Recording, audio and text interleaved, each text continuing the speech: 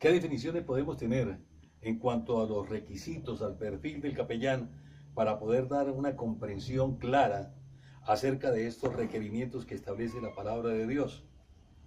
Que el capellán debe ser irreprensible.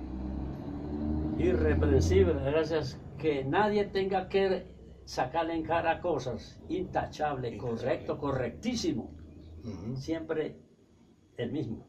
Marido de una sola mujer.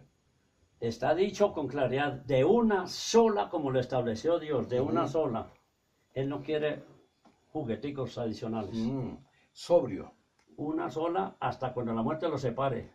Y sobrio. Parco en su manera de tomarse un vino. No quiere decir que todos los días puede tomar uno, no, nada. Parco, moderado. Prudencia, el prudente. ¿Cuánta falta hace esta característica en muchos de nuestros cristianos? La prudencia. Sabe mucho, le han contado mucho. Debe cerrar. Por eso Dios nos dio dos orejas, una sola boca. Presto para oír, tardo para hablar. Decoroso. Decoroso, que sea ordenado. Uno muestra, como tenga su casa, más o menos lo que tiene adentro. ¿Cómo está su casa?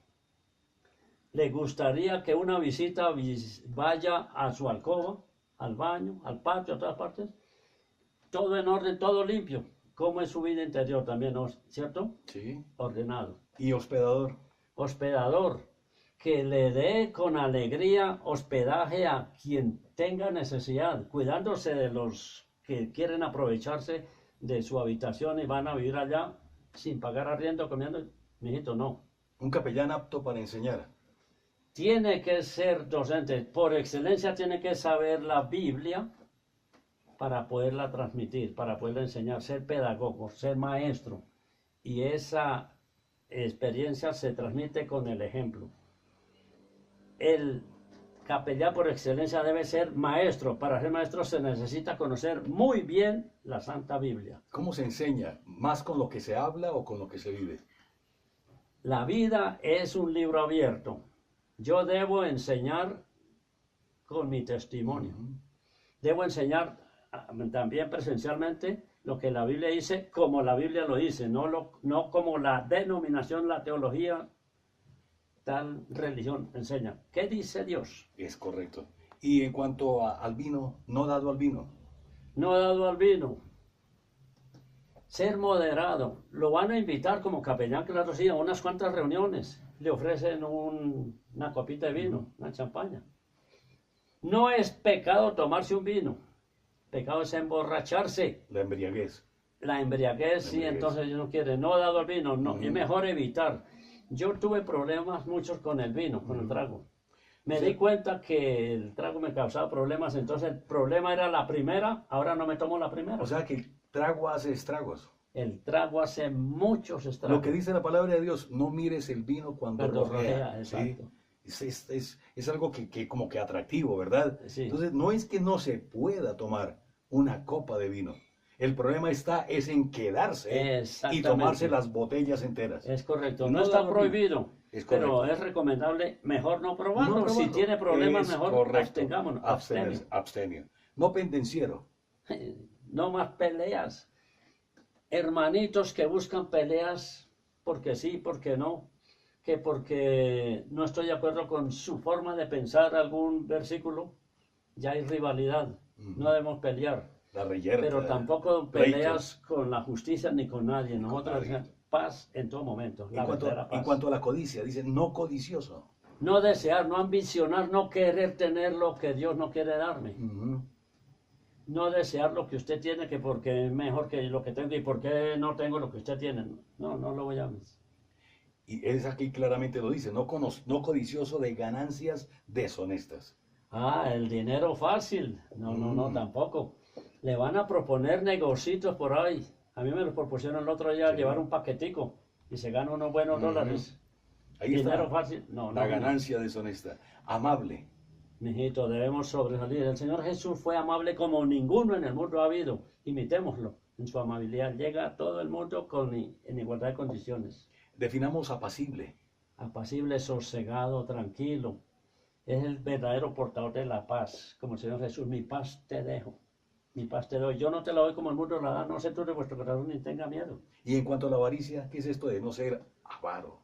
Avaro, querer tener más, a pesar de, sin importar que lo esté perjudicando, yo quiero tener su dinero. Cobrarle lo que no vale, por ejemplo, un par de zapatos que vale 50.000 pesos, le digo, se lo dejo barato, 180 nomás, 180.000 pesitos. Pero como somos amigos, se lo dejo en 150, dame 150. La avaricia, ¿no? Esa es la avaricia, querer más, sí. Es correcto. ¿Cómo podemos definir que gobierne bien su casa? Hermanitos, ¿cómo es el testimonio de nuestros hijos, de nuestra esposa? ¿Qué puede decir nuestra esposa de nosotros? ¿Qué pueden decir nuestros hijos de nuestro testimonio? ¿Cómo nos manejamos como pastores, reyes, sacerdotes en el hogar? ¿Estamos gobernando, pastoreando bien nuestra casa? La Biblia dice que el que no sabe gobernar su casa, no puede gobernar una iglesia, no puede ser capellán. Y es claro, acá la palabra de Dios lo complementa. Misma palabra de Dios da la interpretación que tenga a sus hijos en sujeción con toda honestidad. Y como tú lo has dicho, pues el que no sabe gobernar su propia casa, ¿cómo cuidará de la iglesia de Dios?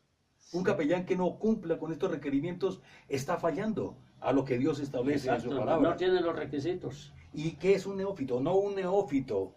El capellán no debe ser neófito. Un neófito es el que no sabe nada. Entonces, que me dice cristiano, y habrá conocido, yo he visto tristemente, algunos que le deben 5 años a la primaria y se autonombran ministros de no sé qué y van a enseñar la Biblia sin conocer la Biblia. Entonces no conocen la Biblia. Les habla uno de las tablas de multiplicar, tampoco la saben.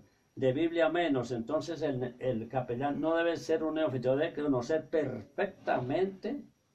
Tener una madurez, ¿no? Tener madurez. Tener madurez. Dice acá claramente la palabra de Dios, no sea que envaneciéndose, o sea que el peligro de un neófito es que pueda caer en el envanecimiento y caer en la condenación del diablo. Es correcto, es como yo digo, no, es bueno, sí, la Biblia fue escrita por los hombres y cometieron muchos errores, pero el Espíritu Santo me ha dado la revelación. Entonces, ojo con ellos. Y es necesario que tenga buen testimonio de los de afuera. ¿Cómo podemos definir eso de testimonio? Nos dejó ejemplo Timoteo, cuando Pablo dejó a Timoteo en Éfeso. La gente hablaba de Pablo. ¿Qué hablaba? Un buen líder. Y Pablo hablaba, y Timoteo hablaba ante Pablo bien de la gente. Decía, hay unos cuantos de mi iglesia que quieren ser líderes y pastores, ¿qué hago con ellos? Pablo le dice, yo tengo esa carta, el que desea obispado, buena obra desea, pero es necesario que él, que quiere ser obispo, que quiere ser pastor, cumpla, que quiere ser capellán, tenga estas cualidades, son las que enumera aquí. Cualidades y calidades, ¿no? Calidades, que debe tener. Entonces, claramente lo dice ahí, también es necesario que tenga buen testimonio de los de afuera, ¿para qué? Para que no caiga en descrédito y en el lazo del diablo. ¿Cómo hablan de nosotros? ¿Qué hablan de nosotros los vecinos, los de la iglesia? Nuestra familia. Buen testimonio de todos ellos. Es necesario entender claramente estas definiciones que hay aquí en la palabra de Dios, en su acepción, en la interpretación correcta de lo que dice la palabra de Dios, y aquí la hemos tenido, claramente. Amén. Amén. Aleluya. Justo. Justo. Sí, falta justo. Justo. Oh, justo. Ah, sí. Claro que sí. Claro que sí. Esto Gracias. es importantísimo, ¿no? Sí. Solo faltó justo. Sí. La justicia. La justicia, Entonces, sí, lo encontramos que también. no se parcialice hacia ninguno caprichosamente de pronto, que porque me cae bien y cometí una falta y la quiero ocultar, hablando mentiras a favor de él, Sí. por favorecerlo, y entonces tengo que ser justo. Cometió un pecado, tiene que pagar. Cometió una falta, tiene que resolver la falta. Actuar con justicia. Actuar como la Biblia dice.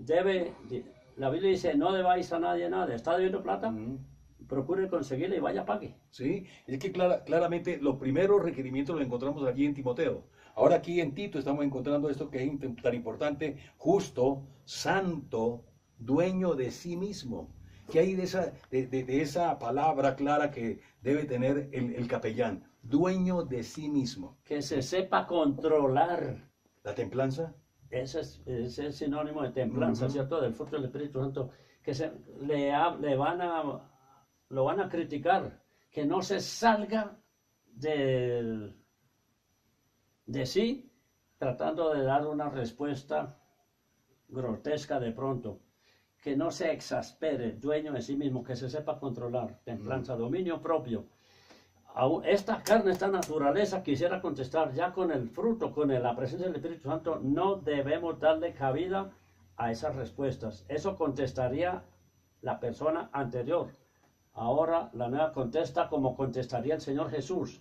¿Cómo contestaría el Señor Jesús en un caso de esos? Seamos conscientes de que el Señor Jesús está en nosotros y cómo actuaría, cómo hablaría, cómo contestaría cada vez que nos hablan. Es reflejar a Cristo en nuestro Es corazón. Él en nosotros y a través de nosotros. Viviendo la vida Viviendo. en Cristo en nosotros. Es correcto. Sí, la esperanza de vida. Entonces esto es una característica importante, dueño de sí mismo. Y aquí en Tito también encontramos algo tan importante que lo complementa con lo que tú acabas de decir, no iracundo, Ese mal genio que se hay sale de muchos. casilla. Sí, que Sí. se sale de las casillas. La Pero- ira a todos es natural. Sí. La ira puede ser pecado. ¿Cuándo es pecado? Cuando explota como un fosforito. O sea, la palabra de Dios dice, airaos, Pero no pequéis. pero no pequéis. ¿sí? No se ponga el sol sobre vuestro enojo. Ni deis lugar al ¿Y diablo. cuándo es pecado? Cuando se guarda mucho tiempo. Es correcto. Yo sí. le perdono, pero no le olvido. No olvido, Esa- no olvido, Sigue exactamente. con ira ahí, Entonces ahí queda incubada la raíz de amargura. esa es una ¿sí? raíz que produce frutos espantosamente Y destruye. terribles, destructivos. Y destruye. Entonces, no debemos tener esta situación que es algo de la carne, la ira, ¿sí?